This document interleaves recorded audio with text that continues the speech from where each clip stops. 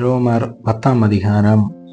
சகோதரரே, இஸ்ரவேலர் ரட்சிக்கப்பட வேண்டும் என்பதே என் இருதயத்தின் விருப்பமும் நான் தேவனை நோக்கி செய்யும் விண்ணப்பவுமாயிருக்கிறது.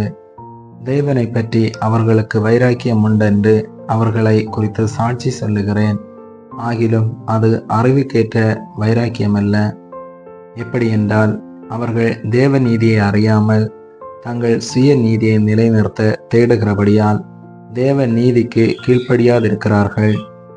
விசுவாசிக்கிற எவனுக்கும் நீதி உண்டாகும்படியாக கிறிஸ்து நியாயப்பிரமாணத்தின் முடிவாயிருக்கிறார்.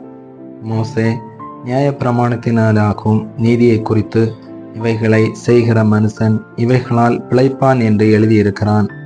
விசுவாசத்தினாலாகும் நீதியானது கிறிஸ்துவை இறங்கி வர பண்ணும்படி பரலோகத்துக்கு ஏறுகிறவன் யார்? அல்லது கிறிஸ்துவை மரித்தோரிலிருந்து